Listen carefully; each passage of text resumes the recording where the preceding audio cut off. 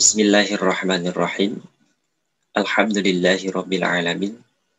Insyaallah Ananda yang Bapak banggakan. Pada kesempatan kali ini kita masuk lagi pada pembelajaran akhlak. Seberapa penting sih kita harus mempelajari akhlak ini? Akhlak itu lebih utama daripada ilmu. Bahkan kita mencari ilmu pun kita harus dibarengi dengan akhlak-akhlak yang terpuji, dengan akhlak-akhlak yang baik. Sampai Sayyidina Ali karramallahu wajhah pernah menyebutkan, man la adzaba lahu la ilma lahu. Orang yang tidak memiliki etika, orang yang tidak memiliki tata krama, orang yang tidak memiliki akhlak dan kesopanan, la ilma lahu. Meskipun ilmunya banyak, tidak ada artinya sebuah ilmu tanpa dibarengi dengan akhlak. Maka man la adzaba lahu la ilma lahu. Orang yang tidak memiliki etika, tata krama, akhlak dan kesopanan, meskipun ilmunya banyak, maka tidak ada artinya. Allah Subhanahu wa taala memuji Rasulullah sallallahu alaihi wasallam. Meskipun Nabi adalah orang yang sangat berilmu, meskipun Rasul adalah orang yang sangat cerdas, orang yang sangat pintar, tapi di Al-Qur'an lebih jelasnya Allah Subhanahu wa taala di dalam surah Al-Qalam memuji Rasulullah sallallahu alaihi wasallam bukan dengan kecerdasannya, bukan dengan kepintarannya, tapi Allah memuji dengan akhlaknya. Allah berfirman, wa innaka la'ala khuluqin adzim. Sungguh ada dalam diri Nabi Muhammad sallallahu alaihi wasallam itu akhlak yang sangatlah mulia. Sampai beliau sendiri Rasulullah sallallahu alaihi wasallam menyampaikan kepada umatnya, innama bu'ithu liutammima makarimal akhlak. Jadi Nabi Muhammad sallallahu alaihi wasallam orang yang sangat berilmu, plus Rasulullah sallallahu alaihi wasallam itu adalah orang yang sangat berakhlak. Jadi kalau kita mau mencari uswah, mencari qudwah, menjadikan seseorang menjadi suri tauladan dalam hidup dan kehidupan kita, maka berkacalah, bercontohlah kepada akhlaknya Rasulullah sallallahu alaihi wasallam. Pada kesempatan kali ini di pelajaran akhlak yang akan kita bahas, yaitu mengenai akhlak mazmumah. Akhlak mazmumah. Karena akhlak itu dibagi menjadi dua. Satu akhlakul mahmudah, yang kedua adalah akhlakul mazmumah. Singkatnya, akhlakul mahmudah itu adalah akhlak-akhlak yang mahmud, akhlak-akhlak yang terpuji. Kalau akhlakul mazmumah itu adalah jid atau perlawanan dari akhlakul mahmudah. Artinya adalah akhlak-akhlak yang tercela. Pada kesempatan kali ini kita insya Allah akan membahas tentang akhlakul mazmumah, akhlak yang tercela. Membahas akhlak tercela ini bukan berarti kita mempelajari bagaimana agar kita memiliki akhlak tercela. Akan tetapi man lam ya'rif syarra yaqa'u bih. Orang yang tidak tahu keburukan, biasanya kita terjerumus kepada keburukan tersebut. Maka dalam kesempatan kali ini, kita akan mengetahui bagaimana akhlak-akhlak yang buruk, bagaimana akhlak-akhlak yang mazmumah, bagaimana akhlak-akhlak yang tercela. Tujuannya bukan kita untuk terjerumus kepada tempat itu, akan tetapi tujuannya adalah agar kita bisa tahu dan menghindar bagaimana cara membedakan akhlakul mahmudah dan akhlakul mazmumah. Akhlak mazmumah atau akhlak tercela adalah merupakan semua perbuatan, ucapan, dan perasaan yang bisa merusak iman dan mendatangkan dosa. Jadi akhlakul mazmumah itu adalah akhlak yang tercela, semua perbuatan, semua ucapan, dan perasaan yang bisa merusak dan mendatangkan dosa. Jadi setiap segala sesuatu yang bisa merusak iman dan mendatangkan dosa, baik itu via lisan, baik itu via hati, baik itu via perbuatan, maka semuanya dikategorikan sebagai akhlakul mazmumah, akhlak tercela. Maka di sini akhlakul mazmumah atau akhlak tercela terbagi menjadi 3 bagian. Yang pertama, akhlakul mazmumah dari hati. Yang kedua dari lisan atau dari ucapan. Yang ketiga adalah akhlakul mazmumah dari tindakan. Setiap hal yang mendatangkan dosa, kemudian murka dari Allah Subhanahu wa Ta'ala yang datangnya dari hati, maka itu termasuk akhlakul mazmumah yang keluar dari hati. Semacam riya, takabur, sum'ah, dan lain sebagainya. Itu termasuk kepada akhlakul mazmumah yang keluar dari hati. Kemudian dari ucapan, berkata kasar, berkata jorok, sia-sia, ngobrol sia-sia, itu termasuk kepada akhlakul mazmumah. Membentak orang lain, memarahi orang lain. Di dalam Al-Quran itu sampai dibahasakan dusta orang yang beragama kalau dia masih dalam kesehariannya membentak kepada orang-orang fakir, kepada orang-orang yatim, orang-orang miskin. Ara'aital lati yukadzibu biddin. Apakah kalian tahu siapa orang yang mendustakan agama itu? Fadzalikal ladzi yad'ul yatim wa la yahuddu 'ala ta'amil miskin. Dia yang suka membentak, memarahi orang-orang anak-anak yatim dan menahan hartanya dari memberikan sebagian makanannya kepada orang-orang miskin. Kemudian yang ketiga, akhlakul mazmumah dengan tindakan. Itu banyak sekali. Ya, insya Allah kita akan bahas satu persatu.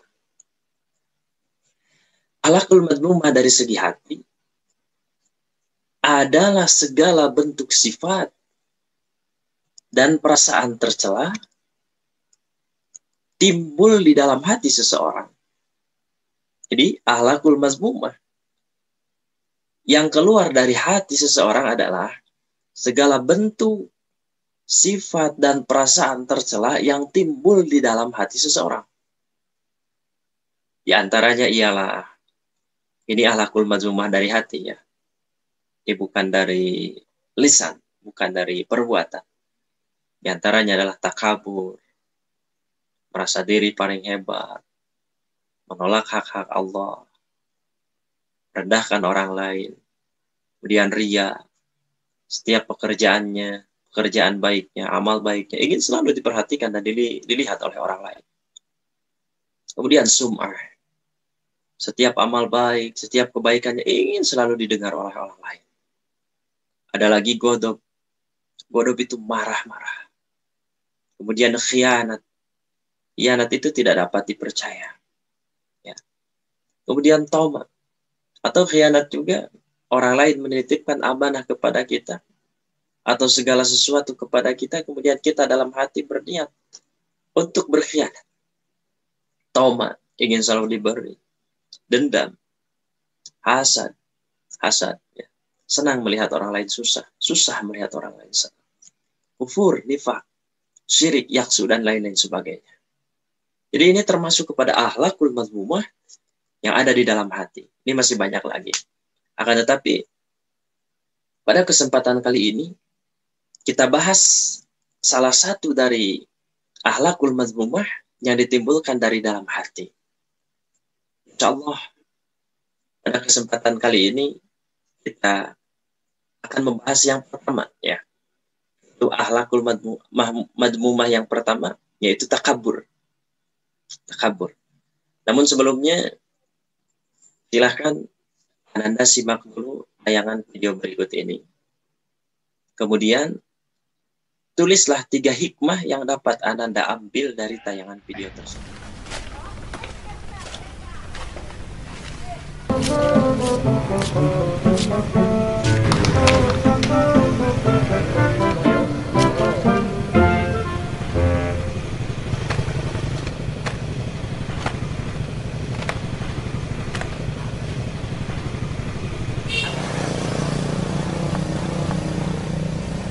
Orang kan?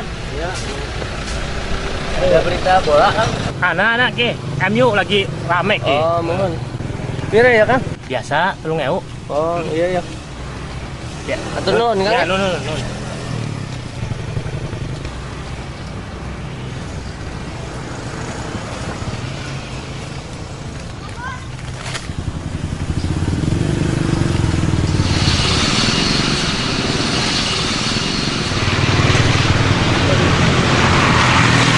Kopi satu.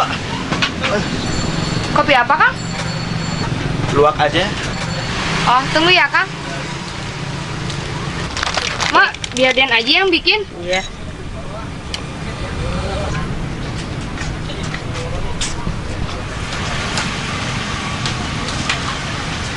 Ini Kang kopinya. Ya, makasih ya. Ya.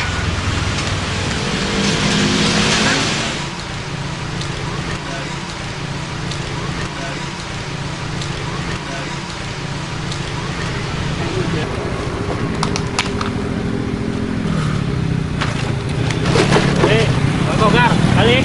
Baru balik aku ini. Lancar tak bang? Oh, lancar, kebetulan lancar sekali itu. Berarti ini ngendi? Biasa di situ di alun-alun itu. Oh, Kebetulan ada perlombaan. rame ya. Oh, rame sekali itu. Makanya aku dapat banyak ini. Mak, kopi, Mak.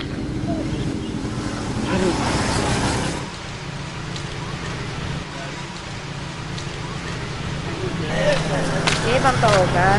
Iya nih. Kira maknya yang keluar itu. Mak lagi sakit, Bang? Ternyata sakit. Iya, Bang. Boleh diminum nih? Iya, diminum. Friend. Gimana dagangan kau itu? Aduh, iya akhir-akhir ini sepi dagangan. Sama saya teh udah seminggu dagangannya sepi terus. Apa maning siap dina dimbeli 5.000 nih Kang Sodik. Dagangan udah laku, jaluki bae maning. Oh, Kang Sadik teh ya, mentang-mentang jawara jadi semena-mena sama kita. Iya. Coba kalau aku itu dulu masih jadi preman itu di Sumatera itu. Iya. Mungkin itu si Sadik itu sudah aku patah-patahkan tulangnya itu. Seenaknya aja kita kan ini rakyat kecil ini kan, pedagang kecil, masih aja diambil duitnya juga. Emang Bang Togar berani sama Kang Sadik? Beranilah aku itu. Aku itu pernah yang namanya ikut lomba silat, ikut lomba kungfu itu. Digabung juga aku bisa itu. Dari kelurahan, dari kabupaten itu, aku itu menang. Masa sih? Serius aku itu. Sekarang aja aku itu tak mau berantem-berantem seperti jawara-jawara seperti sekarang inilah. Aku itu ingat sama nasihat emak aku itu.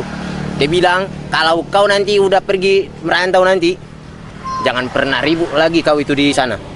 Kalau kau ribut nanti di sana, Ama nggak bisa lihat muka kau lagi nanti. Ama aku bilang gitu. Dari situ aku itu nggak mau berantem lagi itu. Emang bisa tah silatnya? Bisa aku itu. Wah, sembarangan saja. Nih, lihat nih. Cheers. Tuh. Pojok.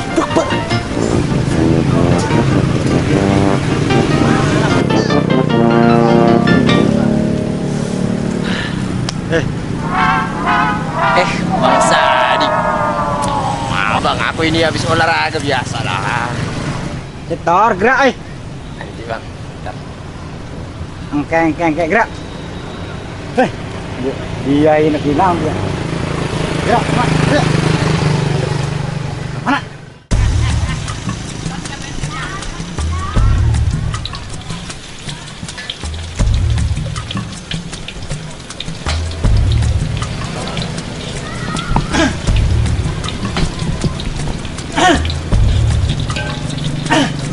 Naon Kang? Gorengan?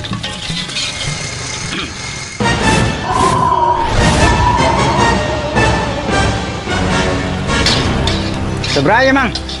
500 Kang. Anu bener be kos kieu 500. Lain 100 tah ya. Hah? Jadi, siapa? Aduh, punten ayeuna mah sembako naik terus Kang.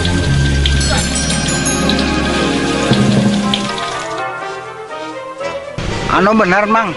Siapa menang? Hah? Bahaya sekali itu si Sadik itu.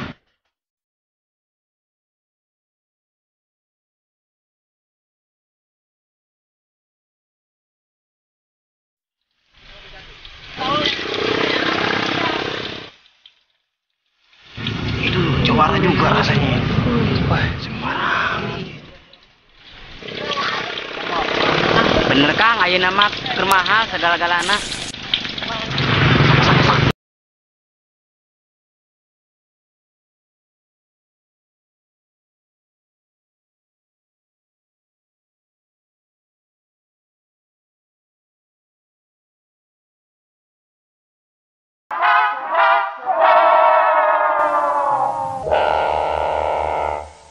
Mang, harus juga membayar bayar.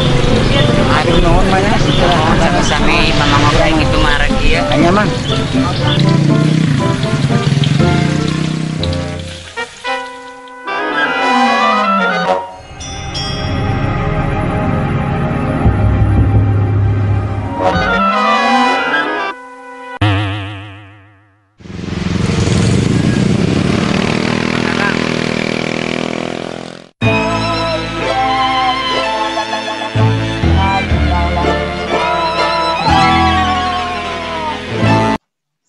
Ananda yang membanggakan, pada kesempatan ini kita lanjutkan yang pertama.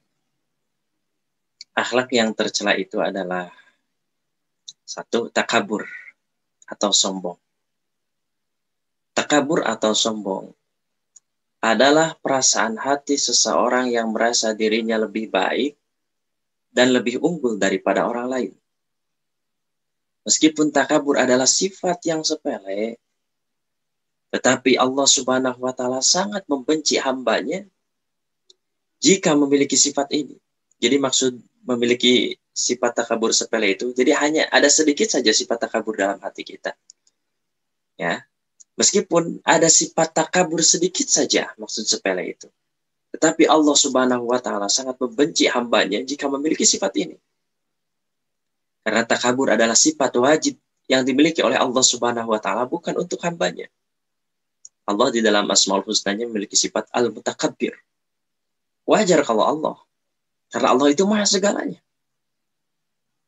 Innallaha ala kulli syai'in qadir. Allah terhadap segala sesuatu kuasa.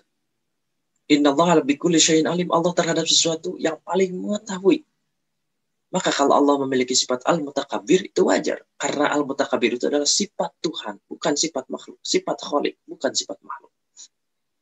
Maka kalau saja ada salah satu makhluk Allah Subhanahu wa Ta'ala sedikit saja memiliki sifat takabur, Allah Subhanahu wa Ta'ala sangat membenci ya sifat takabur ini jika ada di dalam diri seseorang makhluk. Iblis dilaknat oleh Allah Subhanahu wa Ta'ala dan dikeluarkan dari surga karena memiliki sifat mutakabbir, memiliki sifat takabur. Ketika Allah Subhanahu wa Ta'ala menyuruh Iblis untuk sujud tawadu li'atirafan bifadili Adam. Wa idqulna lil malaikati isjudu li Adam fasajadu illa Iblis. Kenapa Iblis tidak mau sujud? Aba wastakbar. Karena Iblis ini memiliki sifat takabur. Rasulullah Shallallahu Alaihi Wasallam bersabda dalam sebuah hadis, beliau bersabda, la yadkhulul jannata man kana fi qalbihi mithqalu dzarratin min kibrin. Yang artinya tidak akan masuk surga orang yang di dalam hatinya terdapat sebesar zarrah dari sifat-sifat yang sombong. Tidak akan masuk surga orang yang di dalam hatinya terdapat sebesar zarrah dari sifat sombong. Maka hindarilah sifat sombong atau sifat takabur. Perbuatan sombong dibagi menjadi beberapa tingkatan. Satu, kesombongan terhadap Allah Subhanahu wa Ta'ala, yaitu dengan cara tidak tunduk terhadap perintahnya, enggan menjalankan perintahnya. Kemudian yang kedua, sombong terhadap Rasul, yaitu perbuatan enggan mengikuti apa yang diajarkannya dan menganggap Rasulullah Shallallahu Alaihi Wasallam sama sebagaimana dirinya hanya manusia biasa. Maka di dalam surah Ali Imran ayat yang ke-31, kita tidak cukup kalau ingin dicintai oleh Allah hanya mencintai Allahnya saja. Akan tetapi Allah berfirman dalam surah Ali Imran ayat 31, Qul in kuntum tuhibbunallah fattabi'uni yuhibbukumullah wa yaghfir lakum dzunubakum. Katakanlah wahai Muhammad, andai kata kalian mengaku atau ingin dicintai oleh Allah Subhanahu wa Ta'ala, fattabi'uni, ikutilah Rasulullah Shallallahu Alaihi Wasallam. Maka jangan sombong terhadap Allah, jangan pula sombong terhadap Rasul-Rasul Allah. Jadi perbuatan sombong ini dibagi menjadi beberapa tingkatan. Satu, kesombongan terhadap Allah Subhanahu wa Ta'ala. yaitu dengan cara tidak tunduk terhadap perintahnya, enggan menjalankan perintahnya, contoh seperti iblis tadi, langsung kepada Allah Subhanahu wa taala. Sombong ketika Allah Subhanahu wa taala usjudu li Adam. Sujudlah kalian kepada Nabi Adam. Iblis aba wastakbar. Takabur dia, sombong, batalal haq. Dia tidak mau menjalankan apa yang diperintahkan oleh Allah Subhanahu wa taala. Yang kedua, sombong terhadap Rasul, yaitu perbuatan enggan mengikuti apa yang diajarkannya dan menganggap Rasulullah Shallallahu Alaihi Wasallam sama sebagaimana dirinya hanya manusia biasa. Ini adalah sombong terhadap Rasulullah Shallallahu Alaihi Wasallam. Yang ketiga, sombong terhadap sesama manusia dan hamba ciptaannya, yaitu menganggap dirinya lebih dari orang lain dan makhluk ciptaan Allah yang lain. Dengan kata lain, menghina orang lain atau ciptaan Allah yang lainnya. Maka kalau kita menghina orang lain itu sebetulnya sama dengan menghina yang menciptakannya, yaitu Allah Subhanahu wa taala. Kalau kita memuji ciptaan-ciptaan Allah Subhanahu wa taala, itu kita sama dengan memuji sang penciptanya, yaitu Allah Subhanahu wa taala. Di dalam surah Al-Isra ayat yang ke-37, Allah Subhanahu wa taala berfirman, "Wala tamshi fil ardi marha, innaka lan takhriqal arda wa lan tablughal jibala tula." Dan janganlah kamu berjalan di muka bumi ini dengan sombong, karena sesungguhnya kamu sekali-kali tidak akan dapat menembus bumi, dan sekali-kali kamu tidak akan sampai setinggi gunung. Maka kita berjalan di muka bumi ini harus dengan penuh ketawaduan. Janganlah kita merendahkan orang lain. Jangan pula kita menolak perintah-perintah Allah Subhanahu wa taala. Wala tamshi fil ardi marha, innaka lan takhriqal arda wa lan tablughal jibala tula. Jadi janganlah kita berjalan di muka bumi ini dengan sombong, karena sesungguhnya kamu sekali-kali tidak dapat menembus bumi, dan sekali-kali kamu tidak akan sampai setinggi gunung. Quran surah Al-Isra ayat ke-37. Dan di surah Luqman ayat yang ke-18 Allah Ta'ala berfirman, وَلَا تُصَعِّرْ خَدَّكَ لِلنَّاسِ وَلَا تَمْشِ فِي الْأَرْضِ مَرَحًا إِنَّ اللَّهَ لَا يُحِبُّ كُلَّ مُخْتَالٍ فَخُورٍ. وَلَا تُصَعِّرْ خَدَّكَ لِلنَّاسِ, dan janganlah kamu memalingkan mukamu dari manusia karena sombong. Wala tamshi fil ardi marha, dan janganlah kamu berjalan di muka bumi dengan angkuh. Innallaha la yuhibbu kulla mukhtalin fakhur. Sesungguhnya Allah tidak menyukai orang-orang yang sombong lagi membanggakan dirinya. Jadi la tusair khaddaka linnas, jangan kita memalingkan muka kita dari manusia karena sombong. Tidak selevel, palingkan muka kita. Sampai-sampai ketika sholat saja, orang yang bermusuhan atau tidak senang atau merasa dirinya sombong dengan orang-orang yang lain, orang yang lain salam lirik ke kanan, dia mah gak mau. Assalamualaikum warahmatullahi wabarakatuh. Assalamualaikum warahmatullahi wabarakatuh. Orang lain, Assalamualaikum warahmatullahi wabarakatuh. Saking tidak senangnya dengan orang lain, saking merasa dirinya itu adalah orang yang wah luar biasa. La tusair khaddaka linnas, janganlah kita memalingkan wajah kita dari orang lain karena kesombongan kita. Bahkan dianjurkan oleh Rasulullah SAW, kita kalau bertemu dengan orang lain harus selalu tawadu, tersenyum. Tabassumuka fi wajhika laka sadaqah.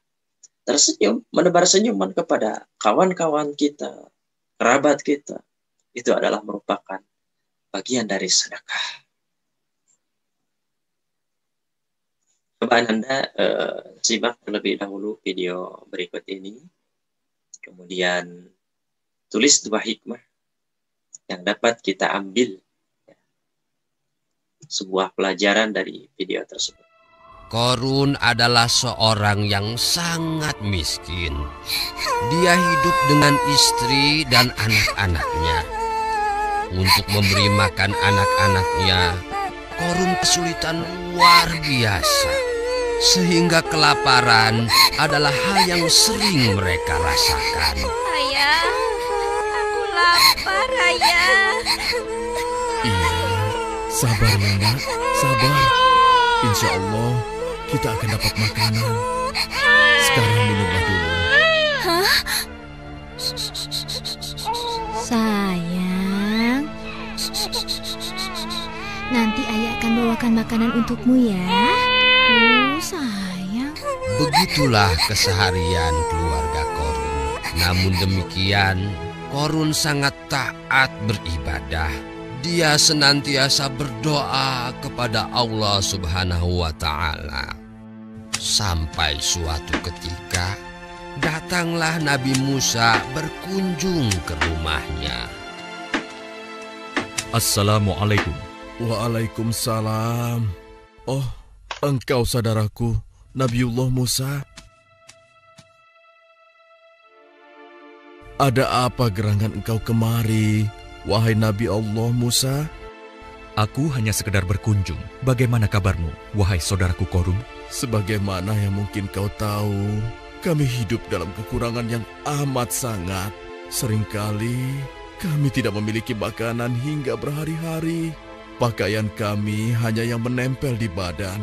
Uang pun tak kami miliki sepeser pun. Aku tidak tahu lagi apa yang harus aku lakukan. Begitulah Korun berkeluh kesah kepada Nabi Musa alaihissalam. Ya Allah, bebaskanlah saudaraku Korun dari kesulitan. Angkatlah derajatnya dengan rahmat-Mu, ya Arhamar Rahimin. Nabi Musa pun mengajarkan Korun keahlian mengolah emas.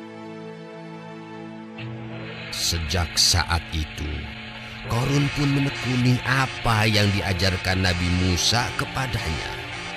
Maka perlahan-lahan usahanya membuahkan hasil.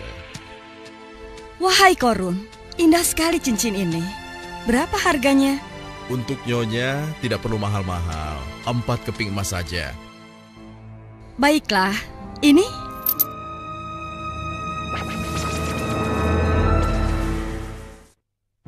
Demikianlah keberuntungan demi keberuntungan menghampiri Korun. Korun pun kini mengalami perubahan yang luar biasa. Korun sangat kaya raya, hartanya melimpah ruah. Harta Korun disimpan dalam gudang-gudang yang sangat banyak. Namun sayang, semua keberhasilan itu justru menjauhkannya dari beribadah kepada Allah. Hidupnya selalu berfoya-foya. Apa yang Allah larang untuk dilakukan, dilanggarnya. Bahkan terhadap mereka yang muslim, Korun berlaku amat kejam. Maaf Tuan Korun, kami belum mampu membayar. Berilah kami waktu lagi Tuan. Apa? Minta waktu lagi? Tidak bisa. Jika tidak membayar hari ini juga, rumah ini aku sita. Kasihanilah kami Tuan. Kami akan tinggal di mana? Itu bukan urusanku. Dan ingat, rumah ini hanya untuk membayar bunganya saja. Hah? Kau harus melunasinya minggu depan. Jika tidak, kau akan menjadi budak. Sita rumah ini. Tuan Korun, maafkanlah kami Tuan. Jangan sita rumah kami. Begitulah kekejaman Korun. Dengan cara itulah dia memperbanyak dan menumpuk hartanya. Akulah Korun, manusia terkaya di muka bumi ini. Aku bisa dapatkan semua yang kuinginkan. Buruknya akhlak Korun tidak berhenti sampai di situ saja. Hingga suatu ketika... Maaf Tuan Korun, ada tamu yang ingin bertemu dengan Tuan. Siapa dia? Berani-beraninya mengganggu istirahatku. Katakan pada mereka, aku sibuk. Tapi Tuan, mereka adalah... Assalamualaikum Korun. Hah? Waalaikumsalam. Engkau rupanya Hanan, mendekatlah. Terima kasih Korun. Ada apa gerangan kemari? Sudah lama kita tidak berjumpa. Begini Korun, Kami diutus oleh Nabiullah Musa alaihi salam untuk mendatangi mereka yang kaya seperti engkau. Ada apa? Sebagaimana engkau ketahui, Allah Subhanahu wa Ta'ala telah mewajibkan bagi mereka yang mampu agar menzakatkan sebagian hartanya untuk dibagikan kepada orang-orang yang membutuhkan. Maksudmu? Kami hendak mengambil zakat darimu. Kalian tidak tahu, kalau membantu, aku sudah sering membantu orang-orang miskin yang mengemis kepadaku. Tapi engkau membantu mereka dengan menentukan bunga yang sangat tinggi. Tapi mereka tidak keberatan, lalu apa mau kalian? Kami ingin engkau menyisihkan sebagian hartamu sebagai zakat untuk kami bawa dan kami serahkan kepada Nabi Allah Musa alaihissalam. Aku mengumpulkan harta ini dengan susah payah karena usaha dan kehebatanku. Wahai Korun, tidaklah kau ingat bahwa engkau bisa begini karena diawali oleh doa Nabi Musa alaihissalam. Doa Musa? Jangan sembarangan kalian bicara. Wahai Korun, takutlah kepada Allah. Jangan terlalu bangga dengan apa yang kamu miliki sekarang. Dengar ya, tidak ada sekeping uang pun untuk kalian. Korun, sekali lagi aku ingatkan, takutlah kepada Allah Subhanahu wa Ta'ala. Keluarkanlah zakatmu. Kalian pikir aku takut dengan gertakan itu? Memangnya kalian pikir kalian siapa? Hah? Enak saja. Setelah kejadian itu, Korun semakin menjadi-jadi. Setiap sore, dia berkeliling ke tengah-tengah masyarakat yang mayoritas hidup dalam kesusahan. Coba lihat itu. Lihat Korun. Itu Korun mewah sekali. Pasti dia punya banyak sekali. Kau tahu? Enak sekali dia sekarang. Dia tidak disangka begitu cepatnya dia menjadi kaya. Iya benar. Hartanya pasti Andai saja kita banyak. seberuntung dia. Padahal Di tengah-tengah aktivitas Korun memamerkan kekayaannya, datanglah Nabi Musa menghampiri. Assalamualaikum, Korun. Hah? Musa? Waalaikumsalam. Ada apa, wahai saudaraku Musa? Wahai Korun, taatlah kepada Allah. Hentikanlah kesombongan dan kesewenang-wenangan. Tunaikanlah zakat. Wahai Musa, untuk ini sajakah engkau menghentikan aku? Aku menasehatimu selaku saudaramu. Dan karena aku adalah utusan Allah. Tidak Musa, tidak semudah itu. Aku telah bersusah payah mendapatkan ini semua. Janganlah kamu sombong, wahai Korun. Tidaklah ini semua terjadi atas izin Allah. Ingatlah masa lalumu. Bukankah dulu engkau hidup dalam kesusahan sampai kemudian Allah merubah nasibmu? Jangan bicarakan masa laluku, hei Musa. Dan hal ini tidak ada urusannya dengan Allah. Masya Allah. Sudah kelewat batas, Korun. Berani sekali dia berkata seperti itu. Masya Allah.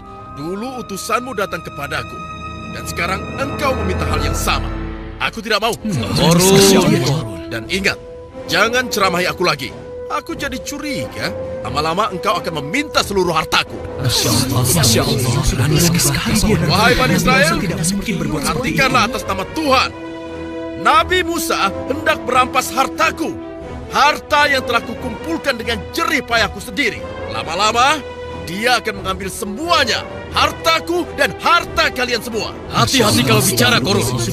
Wahai Nabi Allah, berdoalah kepada Allah agar memberikan keputusannya kepada Korun. Ayo, kita pergi. Jangan hiraukan mereka. Tidak berapa lama kemudian, awan gelap menaungi pemukiman Bani Israil. Tak terkecuali rumah Korun yang megah.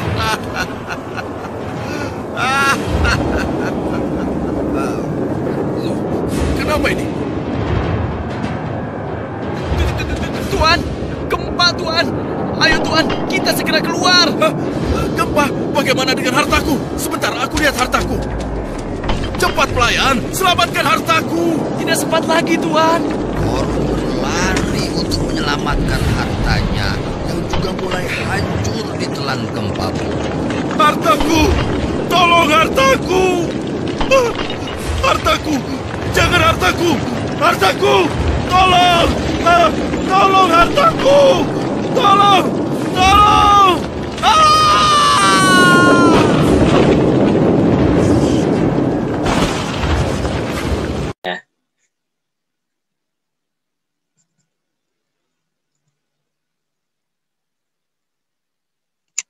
Baik Ananda, yang barusan itu adalah cuplikan dari kisahnya Qarun yang hidup pada zaman Nabi Musa alaihi salam. Yang mana beliau ini merupakan seorang sahabat Nabi Musa yang dulunya adalah orang yang terkenal miskin. Tapi setelah diajari bagaimana cara berdagang, mengolah emas, kemudian didoakan oleh Nabi Musa alaihissalam, kemudian dia menjadi seorang yang sangat amat kaya raya. Akan tetapi seperti itulah bagaimana yang barusan Ananda saksikan. Allah Subhanahu wa taala dalam surah An-Nahl ayat ke-23. Allah berfirman, "Innahu la yuhibbul mustakbirin." Sungguhnya dia tidak menyukai orang-orang yang menyombongkan dirinya. Jadi sekali lagi, kita harus menjadi seseorang yang rendah hati, tawadhu, janganlah menjadi sebaliknya, yaitu orang-orang yang selalu menyombongkan diri. Atau disebutnya bahasa lain adalah takabur. Sebagian salaf menjelaskan bahwa dosa pertama kali yang muncul kepada Allah Subhanahu wa taala adalah kesombongan. Ya. Dosa yang pertama kali muncul kepada Allah Subhanahu wa taala adalah kesombongan, yaitu dosa takabur. Allah Ta'ala berfirman, wa idh qulna lil malaikati isjudu li Adam fasajadu illa iblis aba wastakbara wa kana minal kafirin. Dan ingatlah ketika kami berfirman kepada para malaikat, sujudlah kalian kepada Adam. Maka sujudlah mereka, kecuali iblis. Ia enggan dan tak kabur atau sombong. Dan ia termasuk golongan orang-orang yang kafir.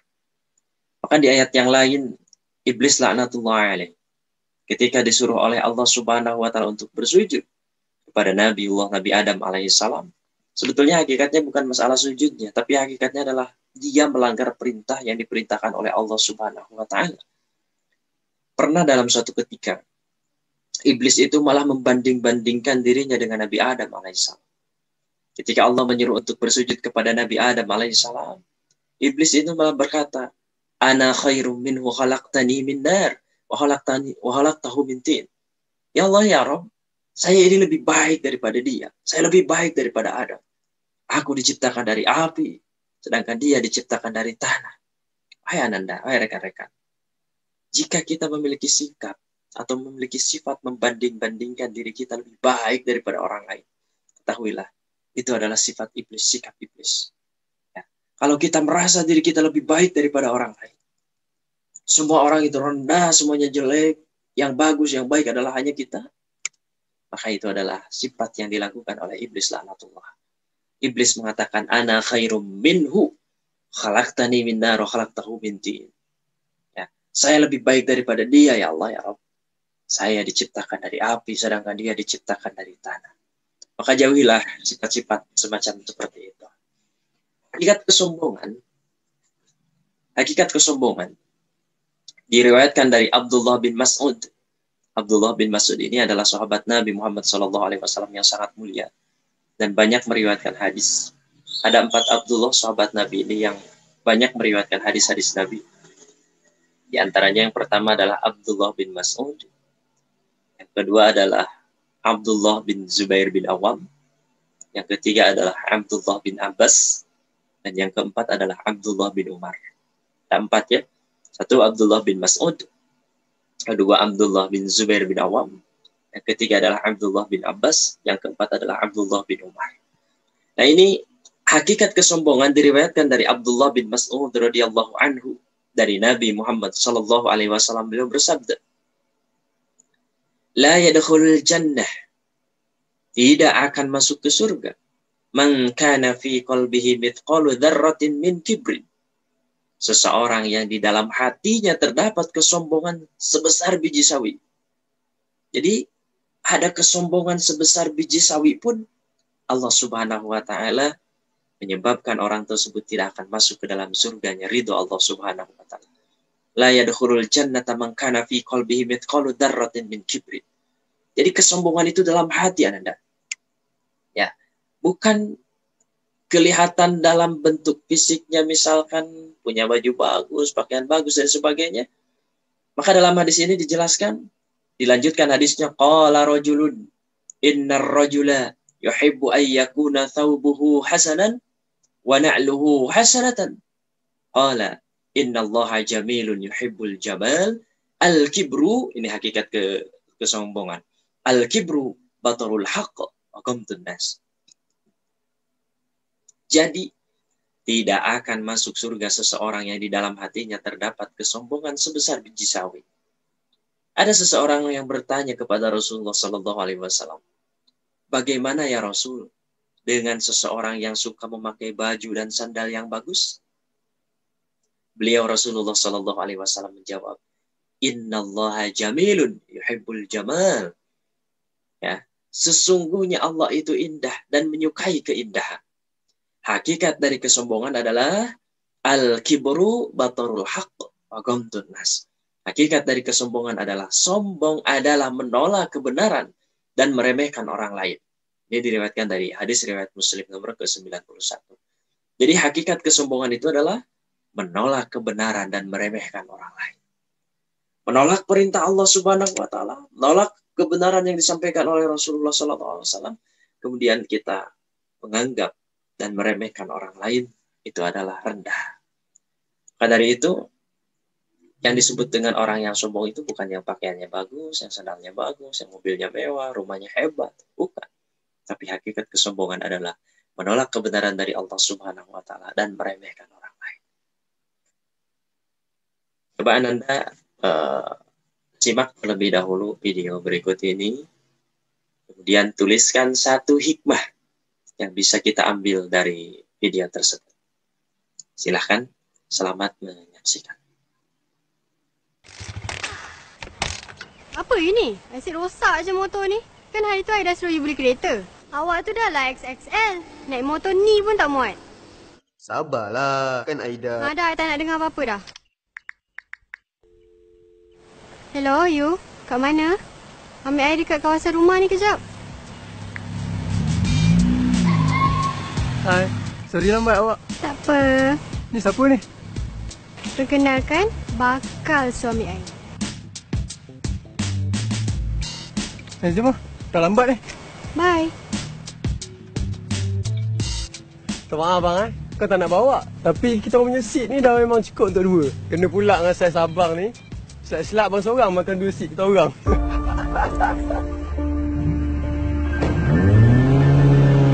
Awak!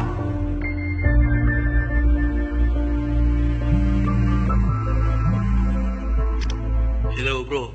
Bob. Kenapa ni? Kau boleh tolong aku tak? Motor aku rosak ni. Lepas tu, Alia tinggalkan akulah.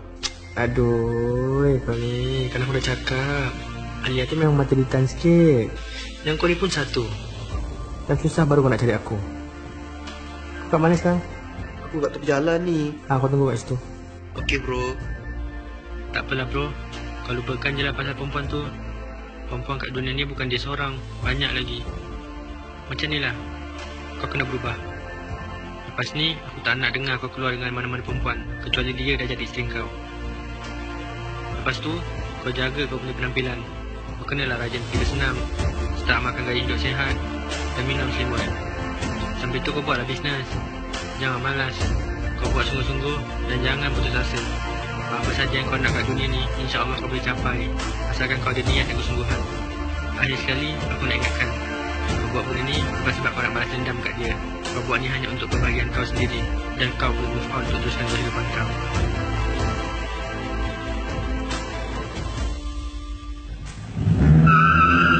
You ni, tak ada duit ke? Kereta macam tu pun boleh kena tarik. Teruk betul lah. You ni mulut baik sikit ah. Setiap hari you kikis duit I. Mana I nak mampu bayar duit kereta tu?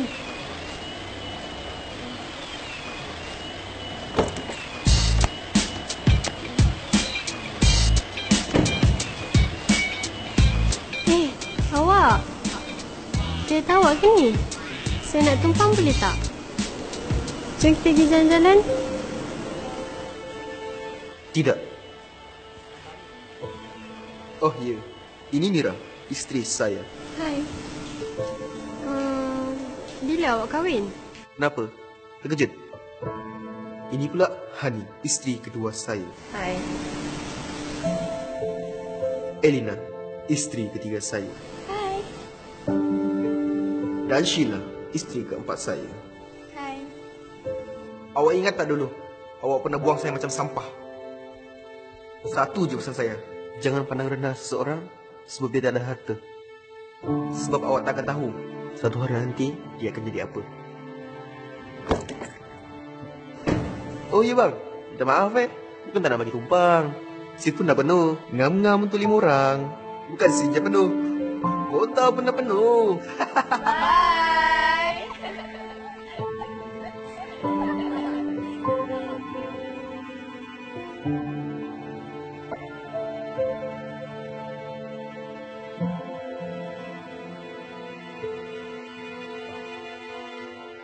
Slim White Dual Effects membantu menurunkan berat badan. Pengedar seluruh Asia diperlukan. Sikap terbaik kita saat berhadapan dengan orang yang takabur atau orang yang sombong. Sikap terbaik kita saat berhadapan dengan orang yang takabur atau orang yang sombong kepada kita ialah 1. Jangan diambil hati. Biarkan saja. Biarkan saja. Kemudian yang kedua, jadikan setiap penghinaan orang itu sebagai motivasi hidup kita untuk berubah kepada hal yang lebih baik. Yang jelas diri kita jangan pernah menghina merendahkan orang lain. Tapi kalau ada orang lain yang menghina dan merendahkan kita, jadikan setiap penghinaan orang itu sebagai motivasi hidup kita untuk berubah kepada hal yang lebih baik. Kemudian yang ketiga, buktikan dengan bukti nyata bahwa kita bisa lebih baik daripadanya. Akan tetapi membuktikan semua itu bukan karenanya. Tapi kita harus membuktikan hal tersebut karena Allah Subhanahu wa Ta'ala. Karena Allah senang dengan seseorang yang bekerja keras. Walladzina jahadu fina lanahdiyannahum subulana. Kalau kita bersungguh-sungguh dalam segala hal, dalam segala aspek bidang apapun, maka Allah Subhanahu wa Ta'ala akan memberi jalan terbaik buat kita semua. Ya. Baik Ananda yang Bapak banggakan, yang Bapak hormati. Ya, insyaallah pertemuan kali ini kita sampaikan sampai di sini saja terlebih dahulu. Semoga apa yang Bapak sampaikan ada manfaatnya buat Ananda semuanya. Ya. Kita tutup sama-sama dengan pembacaan hamdalah, kemudian ditutup dengan doa kifaratul majlis bersama-sama. Alhamdulillahirabbil alamin. Subhanakallahumma wa bihamdika asyhadu an la ilaha illa anta astaghfiruka wa atubu ilaik. Mohon maaf atas segala kekurangannya. Assalamualaikum warahmatullahi wabarakatuh.